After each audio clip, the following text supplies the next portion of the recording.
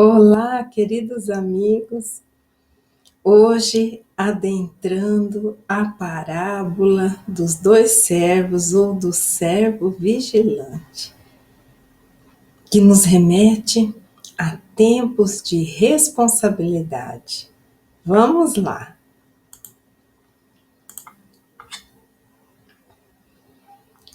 Tempos de responsabilidade e também fidelidade.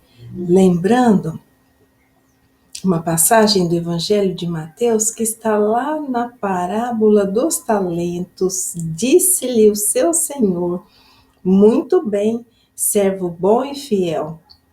Sobre o pouco foste fiel, sobre o muito te colocarei. Entra no gozo do teu Senhor. Mas o que diz essa parábola dos dois servos, então? Quem é, pois, o servo fiel e prudente, que o seu senhor constituiu sobre a sua casa para dar sustento a seu tempo? Bem-aventurado aquele servo que o seu senhor, quando vier, achar servindo.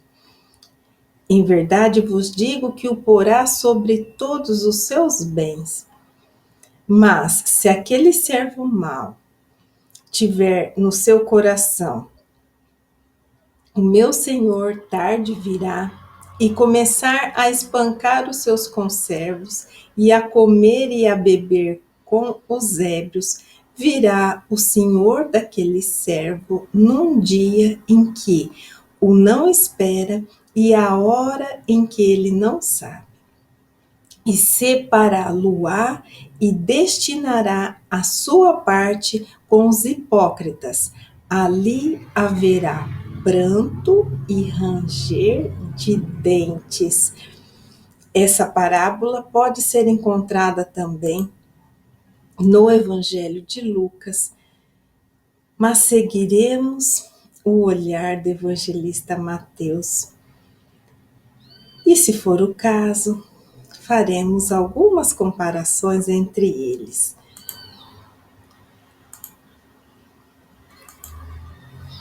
Precisamos de algumas informações culturais. Snodgrass vem nos dizer que nesta parábola o termo doulos provavelmente se refere a um escravo, apesar da palavra também se aplicar a servos em geral. O fato de um escravo ser elevado ao comando de bens e propriedades não era incomum.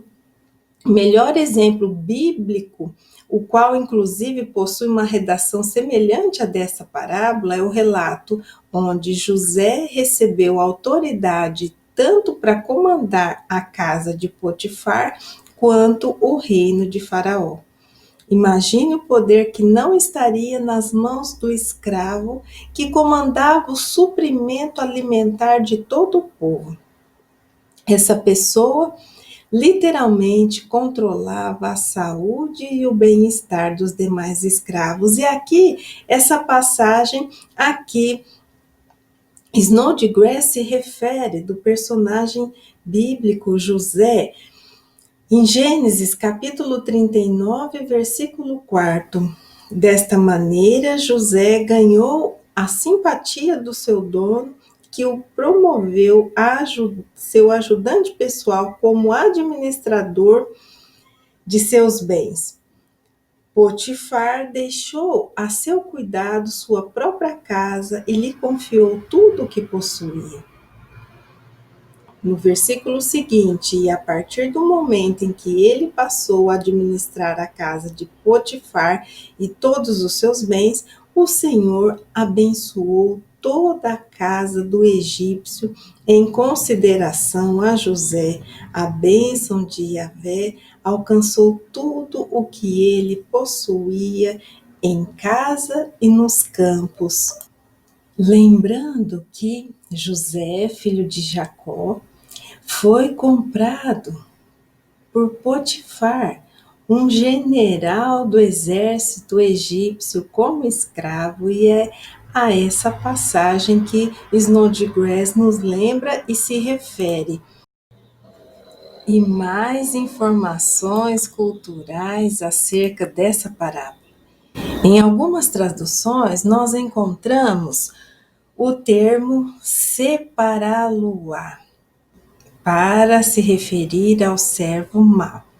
Em outras traduções, nós encontramos o termo será cortado ao meio, né? E esse cortar, esse dicotomeu, confirmado mais adiante, ele se refere tanto ao fato de pessoas, escravos e mártires serem separados ou cortados em dois. E isso, infelizmente, era algo corriqueiro no mundo antigo, essas informações extraídas do livro de Snodgrass. E Snodgrass também relembra uma passagem em Hebreus, capítulo 11, versículo 37, apedrejados, cerrados ao meio, tentados, mortos ao fio da espada, andaram sem rumo, vestidos de pele de ovelhas e de cabras, necessitados, angustiados e maltratados. E aqui o apóstolo Paulo está se referindo aos testemunhos de fé do Antigo Testamento, Abraão, Jacó, Moisés, Enoque, Noé e tantos outros exemplos. E aqui nos deparamos com essa prática, triste prática que ocorria no mundo antigo. Carter vem nos trazer uma outra informação.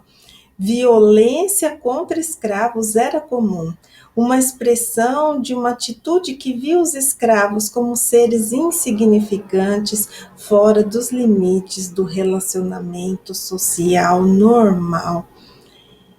E nós estamos falando tudo isso para compreendermos a mensagem da parábola e lembrarmos que Jesus utilizava as imagens do cotidiano para então contar as suas parábolas, nelas colocando grandes lições como um método pedagógico para facilitar a compreensão da sua mensagem, lembrando que parábola já existia na tradição judaica. Nós encontramos um outro termo também, conservo, coescravo, aquele que é servo juntamente com alguém. Assim, não existe relação de autoridade de um conservo sobre o outro, eles estão no mesmo patamar, seguindo a quem se destina a mensagem da parábola. Snodgrass questiona a quem esta parábola é dirigida. E ele diz, tanto em Mateus quanto em Lucas, a parábola é explicitamente dirigida aos discípulos de Jesus. Só que ele traz aqui uma consideração acerca do evangelista Lucas. Por quê? Porque em Lucas, anteriormente a esta parábola, existe uma outra parecida de um senhor que está em uma festa de bodas e ele sai da festa e a parábola diz, bendito aquele servo que quando o Senhor chegar e bater, eles logo abrirem a porta e o encontrarem servindo. Então, ela é bem semelhante a essa, mas tem as suas peculiaridades. E depois que Jesus conta essa parábola aos discípulos, o apóstolo Pedro, lá em Lucas capítulo 12, versículo 41, faz o seguinte questionamento. Ele diz, Senhor, dizes esta parábola a nós ou a todos? Então, em Lucas, a relevância da parábola ela é tanto para os discípulos quanto também para o público maior. A parábola não se dirige à multidão em geral, mas àqueles que estavam numa relação de servitude, isto é, aqueles que tinham um compromisso expresso. Snodgrass considera que a parábola muito provavelmente dirige-se a um grupo maior de seguidores de Jesus, e não simplesmente aos líderes ou aos 12. Jesus seguramente tentou preparar os seus seguidores para os eventos que seguiriam a sua morte. E se ele fez isto, é difícil imaginar que as parábolas não tenham feito parte destas instruções. Para Carter, a parábola é uma alegoria para os discípulos no tempo da espera pela vinda de Jesus. Então, Snodgrass acredita que essa parábola tenha sido destinada a um público maior, aos seguidores do Cristo, não simplesmente aos 12 ou aos líderes. Carter se refere aos discípulos como os destinatários dessa mensagem, mas gostaria de propor uma outra reflexão. Quem seria o servo? Porque sou da opinião que a mensagem, sim, é dirigida a todos nós. Pode ser que naquele contexto no qual ela foi proferida, ela tenha se dirigido àqueles que o ouviam, mas o seu alcance não era apenas para eles, mas sim para todos nós. Mas a quem poderíamos atribuir essa figura de servo? Porque quando compreendemos isso, compreendemos a quem ela foi dirigida. Se pensarmos que servo somos todos nós que herdamos a centelha divina e assumimos uma responsabilidade perante o Criador de, ao encarnarmos, desenvolvermos todas essas potencialidades. E podemos pensar que o servo fiel é aquele que honra as oportunidades que a vida lhe dá de trabalho, de crescimento, de engrandecimento das suas virtudes morais e ampliação delas e dos seus potenciais intelectuais. E o servo infiel como aquele que desperdiça essas oportunidades divinas e que não se mantém responsável perante o compromisso que assumiu e o encargo que recebeu. Podemos pensar nisso? Sim. E continuemos agora com as nossas reflexões.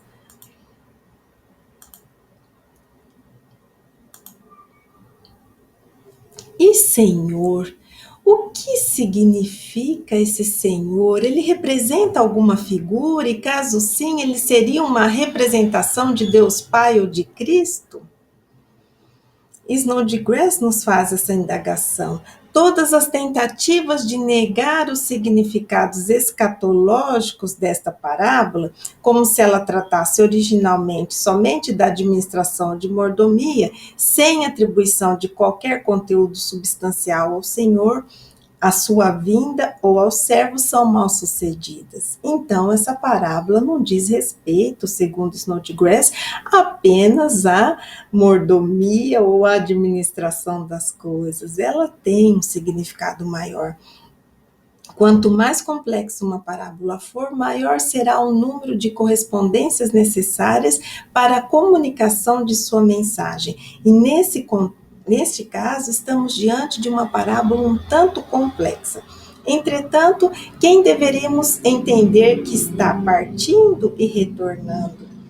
Os dois evangelistas, Mateus e Lucas, situam a parábola em relação à vinda do Filho do Homem, mas um posicionamento aqui é em parte dependente da questão das pessoas a quem a narrativa se refere.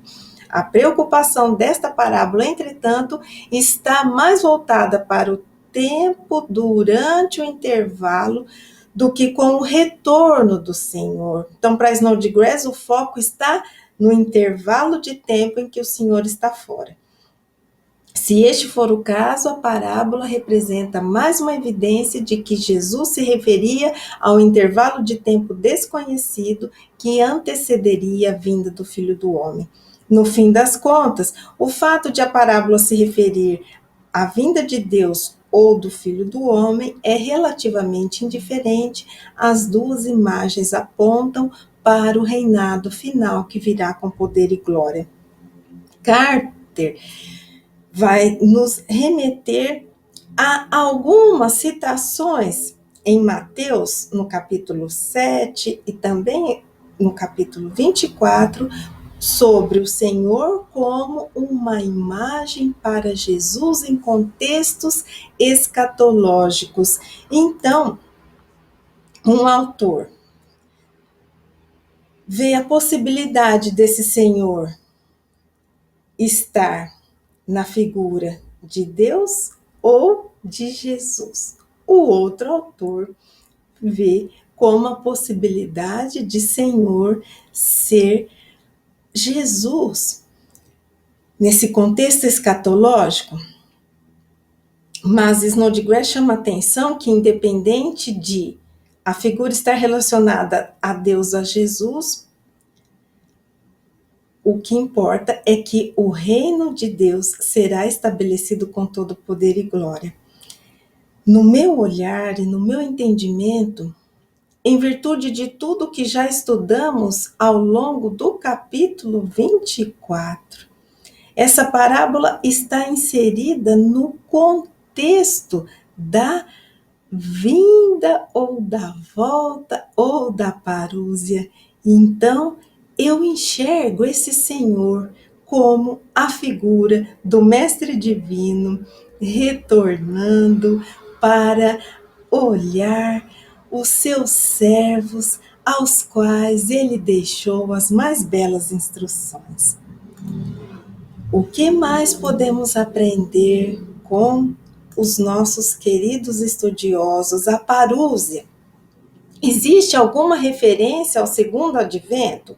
Snodgrass questiona e ele nos diz que nada na parábola em si trata explicitamente da identidade do Senhor que voltará. É o contexto em Mateus e Lucas que deixa claro que a referência se diz respeito ao Filho do Homem. Então, isso é muito importante. Se analisarmos a parábola isoladamente, não podemos chegar a essa conclusão, mas no contexto, sim, concluímos que se diz respeito ao Filho do Homem. Se Jesus, de fato, tinha expectativa de uma restauração, esta parábola precisa ser compreendida como um incentivo e um alerta aos discípulos, como um incentivo e um alerta aos discípulos durante o tempo de sua ausência.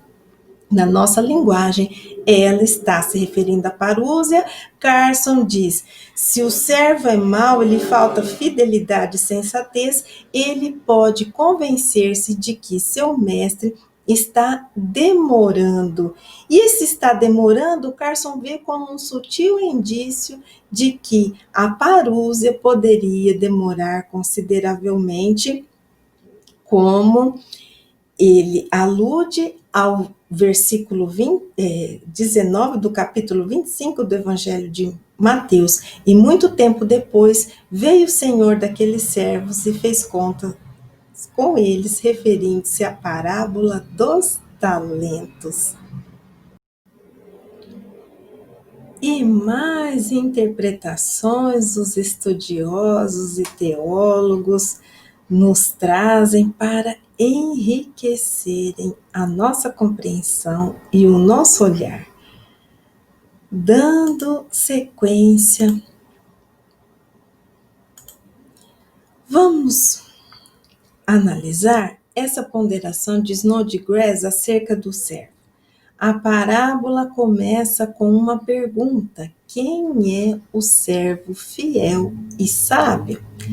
O formato da pergunta, no mínimo, leva o leitor a considerar o que significa ser fiel e sábio, já que ponderamos acerca do significado da palavra servo, que à época era aquele que servia, mas também já vimos a outra interpretação e o outro significado que essa palavra pode ter. O que significa servo fiel e prudente? Vamos descobrir? Locaire nos diz que fiéis vivem e trabalham na ausência do mestre exatamente da mesma forma como fariam se estivessem sob o seu olhar. Prudentes, aptos a lidar com os seus conservos de forma a encorajar o tímido e a reprovar o ousado. Governantes, dentro e fora de seus lares, Governar corretamente significa unir e inspirar os outros a fim de liderá-los numa linha correta de ação. Linda a interpretação e ponderação de Locaire. Carson nos diz: o bom servo é fiel e sensato, isto é, prudente, ponderado e faz o que lhe é designado. Fiel designa as qualidades que os discípulos exibem ao encontrar e confiar no poder salvífico de Deus e viver consequentemente. O adjetivo sensato também denotou qualidades desejáveis. Ouvir e realizar o ensino de Jesus, a necessidade de comportamento apropriado na missão em um mundo perigoso, isso quem nos diz é Carter, e ouvir e realizar o ensino de Jesus, onde ele cita Mateus capítulo 7, 24, portanto, quem ouve estas minhas palavras e as pratica é como um homem prudente que construiu a sua casa sobre a rocha. Seguindo com os nossos estudos e ponderações, e uma expressão que aparece. E essa expressão, meu Senhor tarde virá, ela será o gatilho para despertar o comportamento em um dos tipos de servos retratados nessa parábola. A parábola começa com um servo fiel, e que já vimos o significado desta palavra, um servo fiel e prudente, e depois vem essa expressão que vai então nos levar a uma série de comportamentos, e é isso que vamos descobrir agora. Carter diz que a vinda do Senhor é apresentada agora diferentemente. Enquanto ele estava ausente, nos versículos 45 a 47, e o tempo de sua vinda não é conhecido, agora o tempo é desconhecido e é designado como um atraso, sugerindo que sua vida esperada não ocorreu. Prontidão ou vigilância significa não só uma vida fiel até a sua vinda súbita, a qualquer hora, mas também fidelidade e obediência ativa, permanente, quando sua vinda esperada está atrasada, entre aspas, e o período de tempo prolongado. Este escravo não fica alerta para a vinda do Senhor com vida fiel e obediente. Ele se aproveita da demora para abusar de outros com seu poder, e ele cita uma outra parábola. A parábola em Mateus do credor incompassivo, que sugiro a leitura e procura seu próprio prazer. O seu comportamento imita aquele dos senhores das famílias patriarcais e dos pagãos que dominam sobre outros. E aqui ele cita, então, Mateus 20, 25, que nos diz o seguinte: Jesus, pois, chamou-os para junto de si e lhes disse: sabeis que os governadores dos gentios os dominam, e os seus grandes exercem autoridades sobre eles. E não faz parte da comunidade alternativa de discípulos marcada pelo serviço. Então, aqui esse servo, com a desculpa, entre aspas, da demora, começa a ter um comportamento equivocado.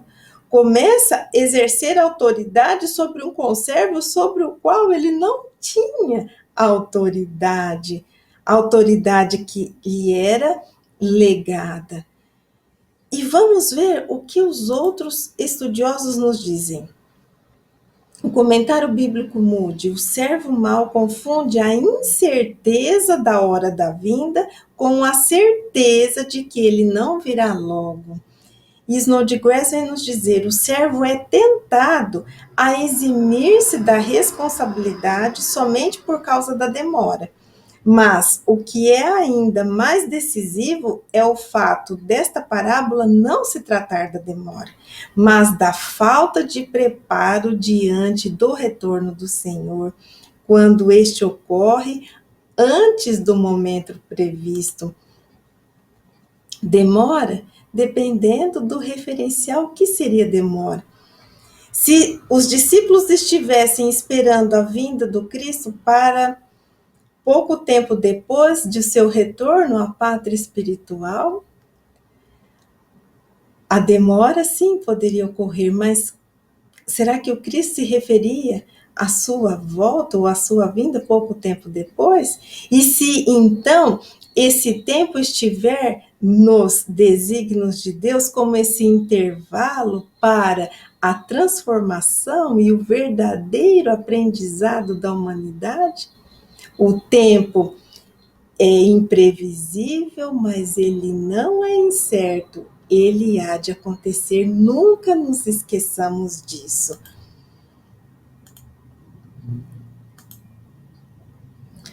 Meu senhor tarde virá.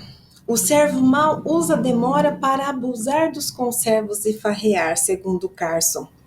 O caráter verdadeiro do servo mau se manifestará rapidamente quando o mestre precisa se afastar por mais uma temporada, ou por uma temporada, melhor dizendo.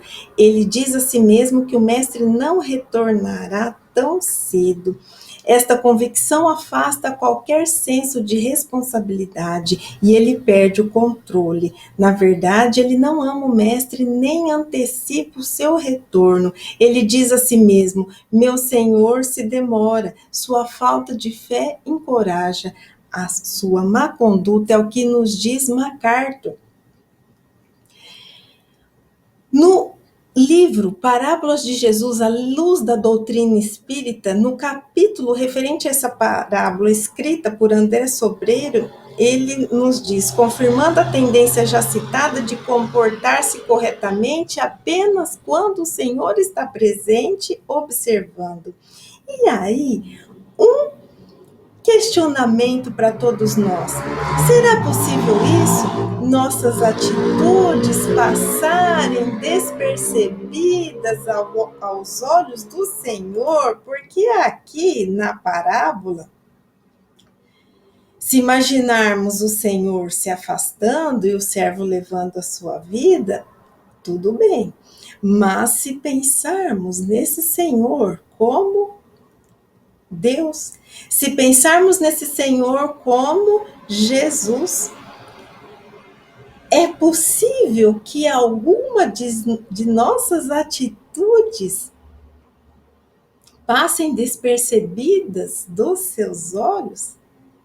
Por isso que Jesus, então, nos convida a mantermos o comportamento fiel, o comportamento sábio, o comportamento prudente em todas as situações. Que nos comportemos Da mesma maneira, na frente do Senhor e quando Ele não está visível para nós, porque Ele sempre está nos observando, seja Ele Deus, seja Ele Jesus. Existe uma música que diz: o que você faz quando ninguém te vê fazendo? E aqui nos remete a uma outra reflexão. O que nós fazemos quando as outras pessoas não estão nos observando?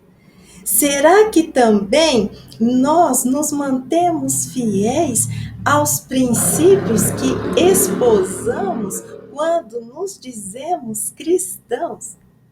Mais uma reflexão podemos inferir e extrair dessa preciosa lição de Jesus.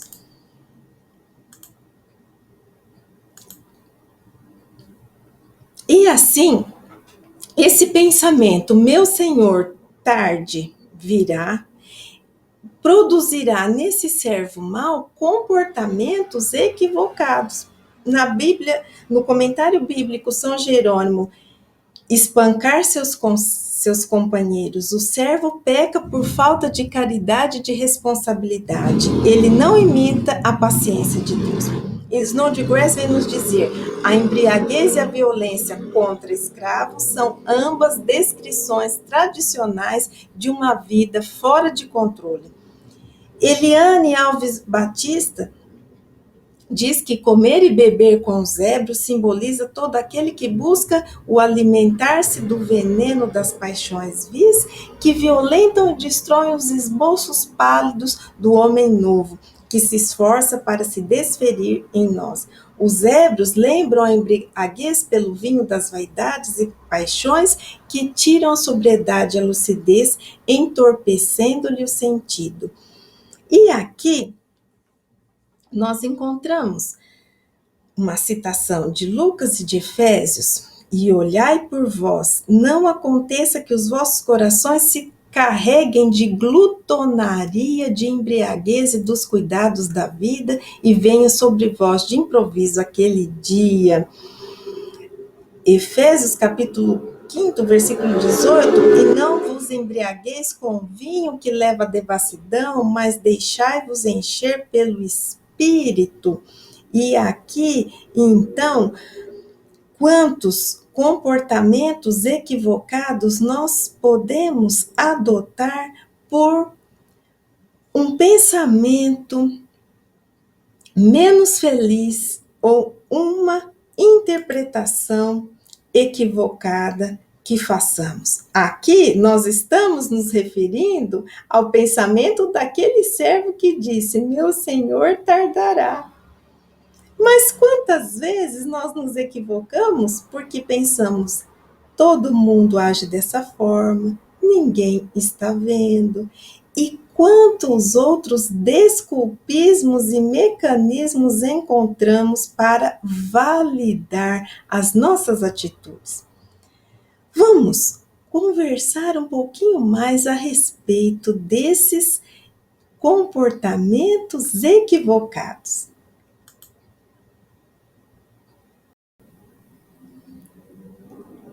O que mais podemos refletir acerca dos comportamentos equivocados do servo mau? Espancar os conservos? Se a violência contra os servos era comum no mundo antigo, muitos podem dizer assim: ah, mas isso não acontece hoje. Ou, se acontece, não é comum. Mas será que nós ainda não praticamos violência contra os nossos irmãos? E eu não digo da violência física, porque muitos de nós aqui não seríamos capazes disso. Mas eu digo de uma outra violência, aquela que se processa no campo das palavras. Podemos não ser capazes de agredir fisicamente alguém, mas nós sim, através das palavras, somos capazes de agredir os nossos irmãos com palavras duras como aço. Muitas vezes não somos capazes de retirar a vida das pessoas, mas sim, através da palavra, somos capazes de matar as esperanças de alguém. Não somos capazes de roubar os pertences de ninguém, mas através das palavras somos capazes de roubar os sonhos dos nossos irmãos. E aqui podemos sim associar irmãos com os conservos, porque somos todos iguais. Se hoje estamos numa posição de destaque, se temos um cargo ou alguma coisa que nos faça estar acima socialmente, mas enquanto indivíduos perante Deus, sim, somos todos os seus filhos amados e queridos, e não temos o direito de praticar a violência contra ninguém. Isso não nos dá o aval para essa prática, essa atitude. E o que seria, então, esse excesso no comer? O que seria também o excesso na bebida?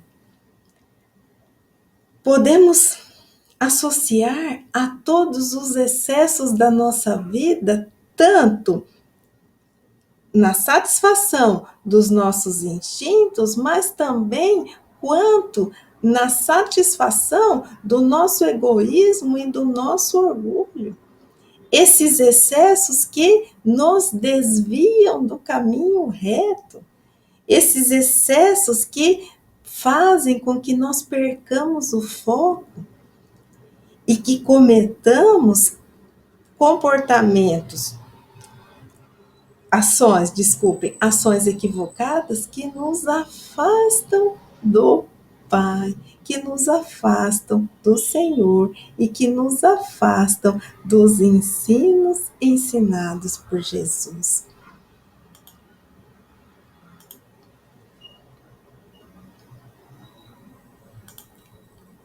Vistos esses comportamentos, reflitamos um pouco acerca do termo que nos referimos no início.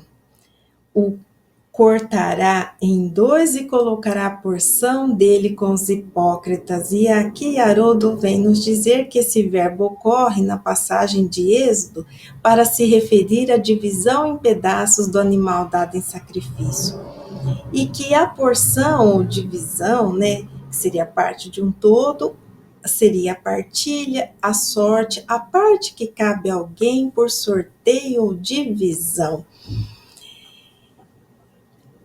Porque em algumas traduções nós encontramos separá-lo-á, em outros o cortará. Snodgrass faz alguns apontamentos acerca dessa cisão, porque de uma forma ou de outra, seja a separação em pedaços, ou seja, a separação há uma divisão, uma cisão.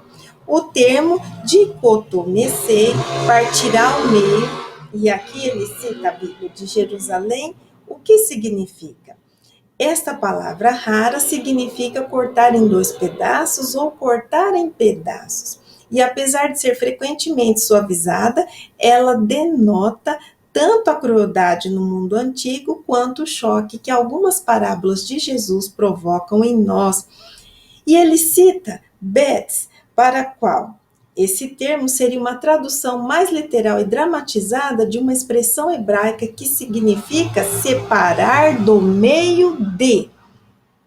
O sentido, então, não seria o literal de cortar ao meio. Betz apontou para a importância do Salmo 37, que eu sugiro a leitura, como base para o conceito desta separação. Uma espécie de escatologia individual, feita por Deus, e ele tirou essas conclusões baseado nos escritos de Qumran e sugeriu que essa parábola de Jesus seria uma versão escatológica daquele salmo. E aqui, Betts traz os paralelos entre a parábola e o salmo. Os justos esperarão pacientemente pelo Senhor, dão com generosidade e herdarão a terra. Os ímpios abusam dos outros. Olha aí o servo que espanca os conservos, né? Perecerão, serão desarraigados, quer dizer, separados, cortados, e rangem os dentes, que é o final dessa nossa parábola. Para Snodgrass, a palavra representa uma hipérbole e marcante que tem por objetivo realçar o castigo recebido pelo servo mau, o extremo oposto da bênção recebida pelo servo fiel. Para algumas pessoas, o castigo de ser cortado em 2 pedaços reflete a lealdade dividida, que já era característica do servo mau.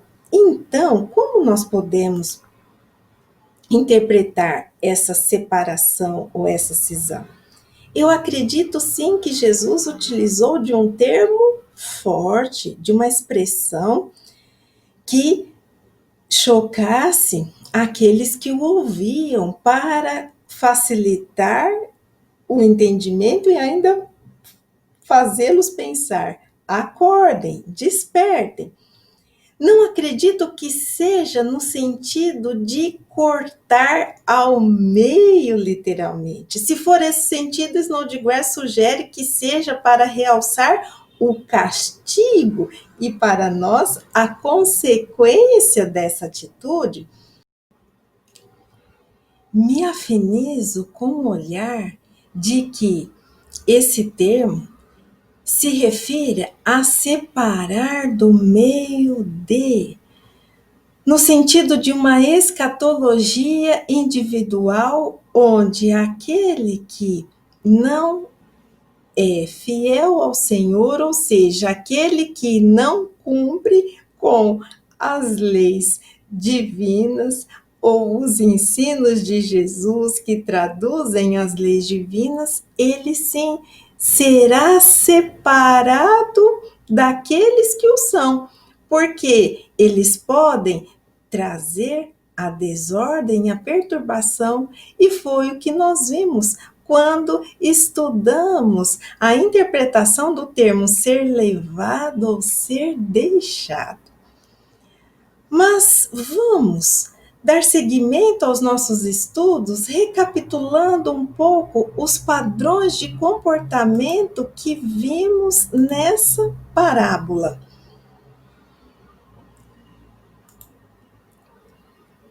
Nos deparamos com 2 paradigmas de comportamento.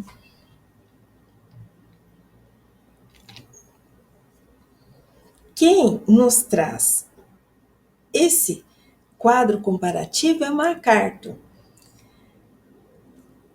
o do servo fiel e vigilante e do servo mau.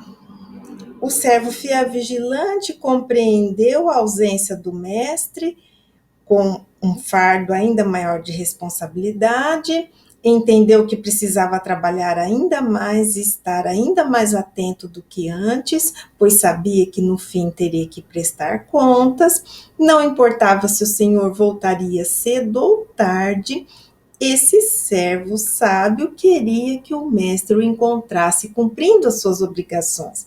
E o servo mau viu a ausência do Senhor como oportunidade para festejar. Ele se livrou de todos os escrúpulos e de todas as responsabilidades, fez o que seu coração mau lhe sugeriu, simplesmente porque não havia ninguém para supervisioná-lo e porque ele não possuía senso de responsabilidade. Carter nos diz que a parábola compara nos versículos 45, 47, 48 a 51, 2 tipos de comportamento e 2 respostas à vinda do Senhor. E quais seriam, então, essas respostas a esses 2 comportamentos equivocados? O duplo resultado. Para o servo fiel vigilante, quando o Senhor retorna inesperadamente, o servo fiel é recompensado ricamente. Ele é imediatamente promovido à posição mais alta de autoridade e honra. Recebe privilégios que refletem as prerrogativas do próprio mestre. E o servo mau? Quando o mestre realmente retorna, o servo mau é desmascarado. Seu castigo é tão severo quanto a recompensa do primeiro é generosa. Sua porção é ficar com hipócritas, onde haverá choro e ranger de dentes. Contribuição essa feita por MacArthur. E agora, vamos nos socorrer dos ensinamentos da doutrina espírita para podermos compreender um pouco mais acerca de recompensa e punição, que seriam os resultados diferentes para condutas diferentes.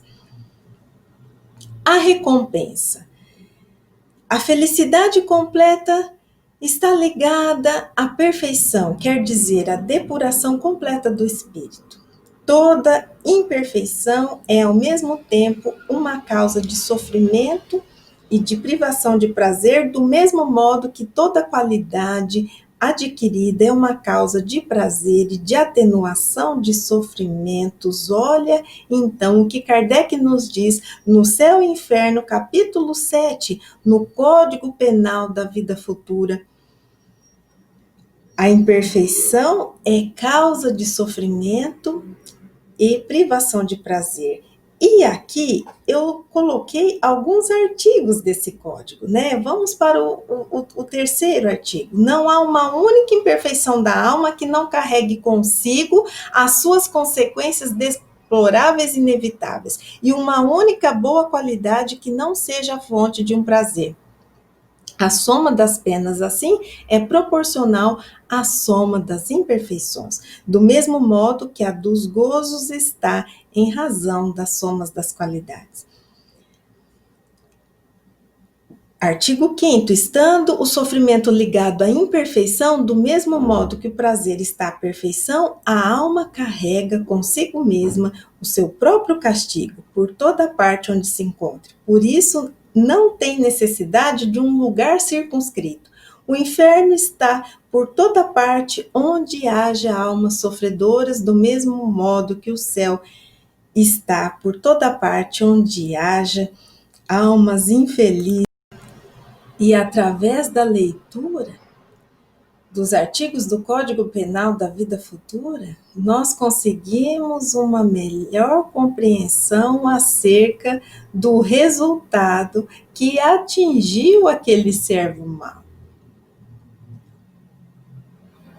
O que aconteceu com ele na parábola foi a consequência da sua atitude, da sua imperfeição. Deus é justo e estende as suas leis a todos, e a partir do momento que infringimos essa lei, ficamos sujeitos às suas penalidades, assim como acontece com as leis humanas. O fato gerador do sofrimento daquele servo mau, e podemos trazer também o fato gerador dos nossos sofrimentos, são as nossas imperfeições. Sigamos com a leitura desses artigos que muito nos auxiliam. Artigo 10º. O espírito sofre a pena das suas imperfeições, seja no mundo espiritual, seja no mundo corporal.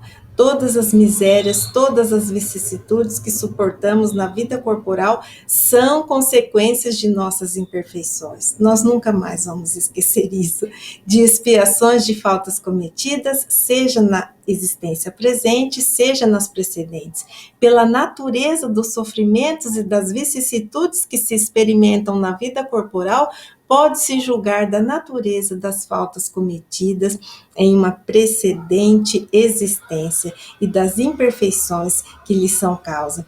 A duração do castigo está subordinada à melhoria do espírito culpado. Nenhuma condenação por tempo determinado é pronunciada contra ele.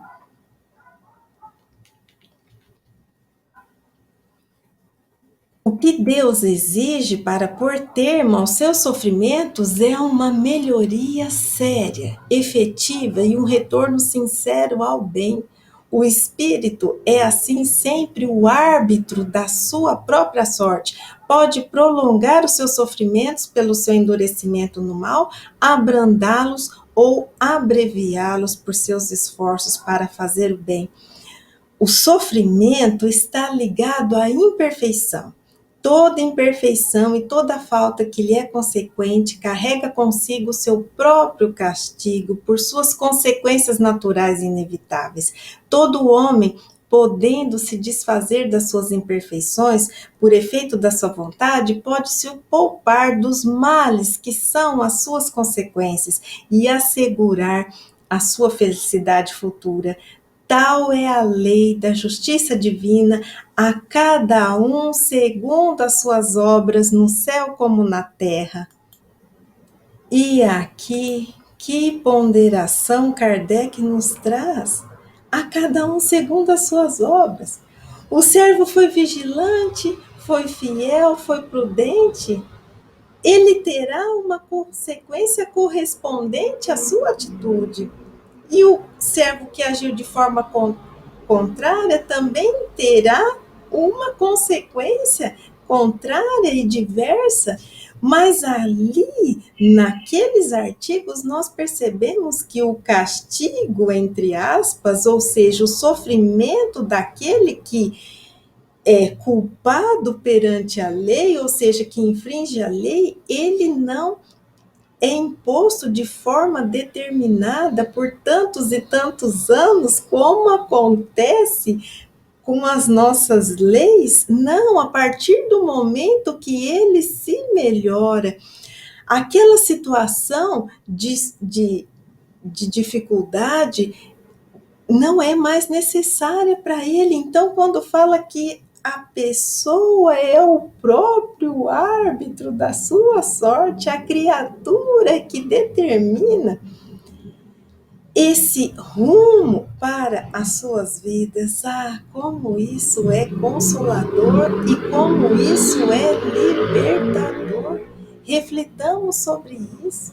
Refletamos nessa bondade e nessa magnitude divinas que nos regem.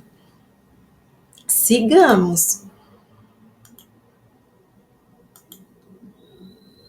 E o pranto e ranger de dentes que nos é então relatado no finalzinho da parábola, depois desse servo mau ser separado e colocado junto aos hipócritas, na verdade, os discípulos conheciam a expressão choro e ranger de dentes, pois Jesus a usou muitas outras vezes para descrever o sofrimento e a angústia, e aqui MacArthur cita os versículos em que nós podemos encontrar essa expressão. O comentário bíblico São Jerônimo diz: Mateus repete 5 vezes essa ameaça escatológica que encontrou uma só vez em sua fonte, se referindo a Lucas. Locayer diz: o choro e ranger de dentes expressam a plenitude de sua vergonha, que possamos viver de tal maneira que não sejamos envergonhados perante ele, né? em sua vinda perante Jesus, Snodgrass vem nos dizer: o pranto e ranger de dentes denota sofrimentos e emoções extremas. Esta expressão ocorre somente 7 vezes no Novo Testamento, das quais 6 estão em Mateus, todas denotando a exclusão das bênçãos de Deus que ocorrerá no fim dos tempos. 5 dessas ocorrências estão nas afirmativas finais das parábolas de Mateus. O choro ranger de dentes, uma expressão então ligada à escatologia. Nós estamos percebendo aqui. André Sobreiro, no livro Parábolas de Jesus, à luz da doutrina espírita, diz que é uma citação simbólica das consequências de nossas faltas, erros, pecados. Em resumo, a dor. Na prática, o remorso e o arrependimento são, em geral, os primeiros sintomas de que a alma percebe o seu erro. Aqui, o choro, o pranto e o ranger de dentes é uma expressão forte ligada a essa escatologia, quer dizer, a esse fim dos tempos, onde haverá essa separação das coisas. Podemos até lembrar da parábola do joio e do trigo, onde será separado o joio e o trigo, mas nós podemos também extrair um sentido no campo individual, que o choro e o ranger de dentes significa aquele sofrimento quando nos deparamos com o erro cometido, quando o equívoco praticado. Aquele sofrimento que nos comove até as entranhas por termos desperdiçado oportunidades. O choro seria o resultado daquele que desvia do caminho e, quando percebe o equívoco cometido, se desespera. E tomara que cada um de nós não cheguemos ou vivenciemos a essa situação. E esse choro e ranger de dentes não precisa ocorrer apenas nessa hora vindoura. O choro e ranger de dentes acontece também nas mais diversas situações do nosso dia a dia, quando nos deparamos com os equívocos e chances desperdiçadas pelo caminho. Reflitamos sobre isso e sigamos com os nossos estudos. E agora, quais seriam as reflexões acerca dessa parábola? Qual a mensagem da parábola do servo vigilante? Snodgrass vem nos dizer que a parábola é um incentivo a uma vida justa e sábia. O servo sábio é aquele que compreende o significado do fim, no caso de ele demorar ou não, e leva uma vida de acordo com essa expectativa. A sabedoria é uma virtude escatológica, em função da ênfase neotestamentária no fato de ninguém conhecer a época nem intervalo de tempo até o segundo advento. É necessário paciência, pois a cronologia e os propósitos de Deus nunca se encaixam na nossa agenda, e isso eu achei ótimo, porque realmente os propósitos não se encaixam na nossa agenda mesmo. A paciência serve de base para o viver fiel, que é o tema principal desta parábola. Carter nos diz: a parábola é uma alegoria para os discípulos no tempo da espera pela vinda de Jesus, e Locair vem nos dizer que a ideia que se destaca nessa parábola, como em outras, é a de estar preparado para a vinda do Cristo. A parábola é um convite à fidelidade, é um convite à responsabilidade, é um convite ao trabalho, é um convite à perseverança, é um convite à sinceridade perante Deus e sinceridade perante os ensinos do Mestre. A parábola, enfim, é um convite o foco de todos esses nossos estudos, é um convite à vigilância. Carter nos diz estar alerta, pronto, preparado para a sua vinda, é ser obediente à vontade divina, que significa ações que fortalecem a comunidade de discípulos. Todos esses ensinos nos levando a refletir acerca dessa palavra, que é tão importante em nossas vidas. Que sejamos vigilantes e, acima de tudo, perseverantes, porque toda virtude é construída, ela não é concedida,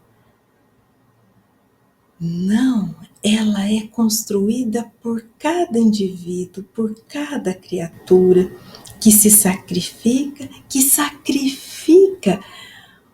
os seus interesses pessoais em favor dos interesses coletivos. Isso é lindo. Não é fácil de ser praticado, mas como disse no outro vídeo e no outro estudo, não é impossível. Sigamos, sim, confiantes no Mestre. E para finalizarmos esse estudo, uma outra reflexão, já me despedindo e agradecendo a atenção, o carinho e a paciência de todos.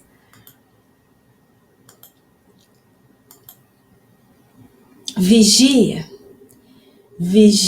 ora e confia, trabalha e prossegue, não desanima no dia em que a dor o carregue, conserva a consciência da tua responsabilidade em cultivar a essência do amor e da fraternidade. Não esqueças, estás envolvido no abraço da divindade. Nada passa despercebido ao olhar da suprema bondade. Faze o bem a toda hora, consola o irmão que chora. Não revides as ofensas, não esperes recompensas. Mantens no caminho reto, em tudo sê discreto, permanece fiel ao ideal das leis do Pai Celestial.